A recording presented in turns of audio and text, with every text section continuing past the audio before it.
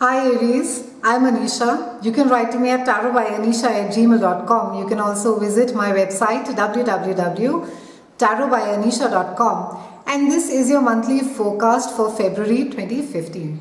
Aries, we begin this month with quite an exciting full moon which is happening on the 3rd of Feb. Now while the new moon energy is quite introspective, the full moon energy tends to be quite public. So any self-proclamations made during this time can come across as quite infantile and even unrefined, because the energy is such, it just tends to sort of surge forward. So try and be careful about what you say and how you say this month. It could sort of backfire in the way that you're saying.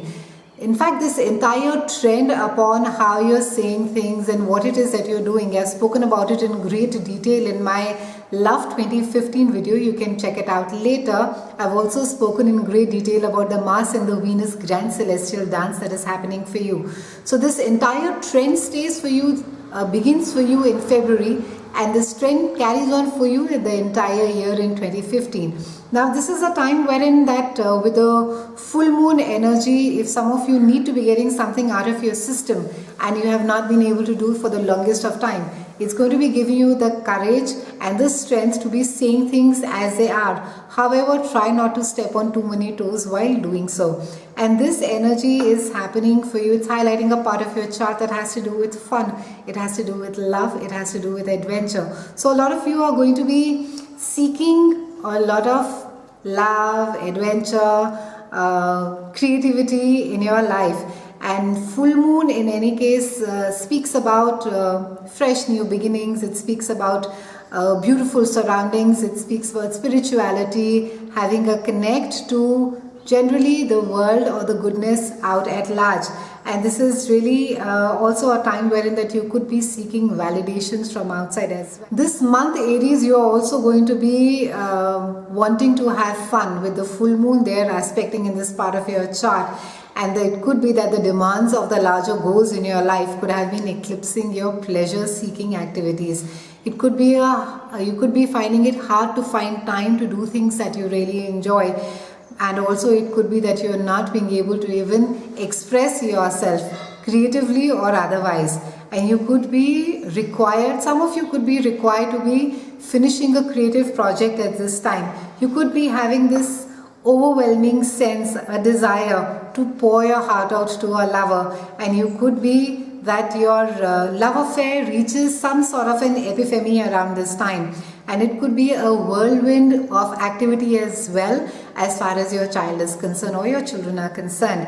Now during the first week, Mercury is going retrograde, and Mercury is going retrograde thrice, but it begins from this month and it goes retrograde, and it's there in your a part of your chart that speaks to about group activities. It speaks about like-minded activities, and it could be that during this time at times you choose to lean on people, and at times your friends choose to lean on you. And the next 3 weeks are going to be giving you an opportunity to discover and explore this opportunity or situation more. And it is also a time that you can be that you have maybe been paying too much of attention on your own personal goals and desires, and you could have or your own ambitions, or there could be a lot of focus on self. So this is a time where some amount of self-introspection is healthy, wherein that you keep the needs of your partner in focus as well. We have Sun that is there on the 19th of Feb, and Sun is highlighting a part of your chart that has to do with behind the scenes activities. It speaks about research, it speaks about confinement of sorts, it also speaks about addictions. And it could be, it's a time where Sun transits is part of your chart. It's really a time of regeneration and recuperation. And you could be thinking about the attachments that you have to people, to routines, and what is it that is really dragging you down. This is a time where competitive egos and energies also take a break, and you could be finding it hard to push through with new projects. It's also not the best of the time. It's really a time to be doing research. It's really a time of winding down. And situations could have, certain situations or projects could have outgrown their usefulness, and it could be a time to be sort of bringing them to an end. Your energy at this point of time, Aries, is largely applied to personal and private affairs, and it's a good time to be focusing on those. It's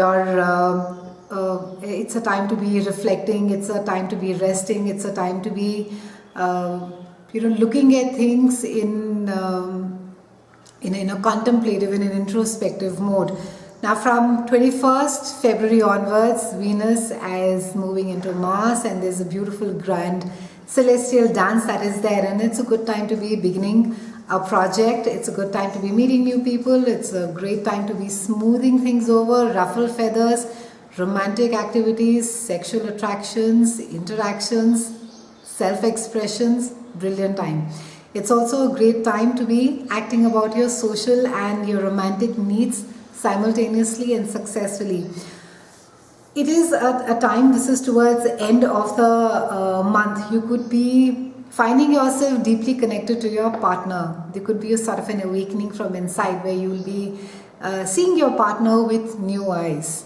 So looks like quite an exciting and a great month, Arians. A brilliant time to be traveling as well with your loved ones. Not a great time to be starting new projects, a great time to be researching. It's been a pleasure speaking with you. I'll see you soon, and thank you so much for watching.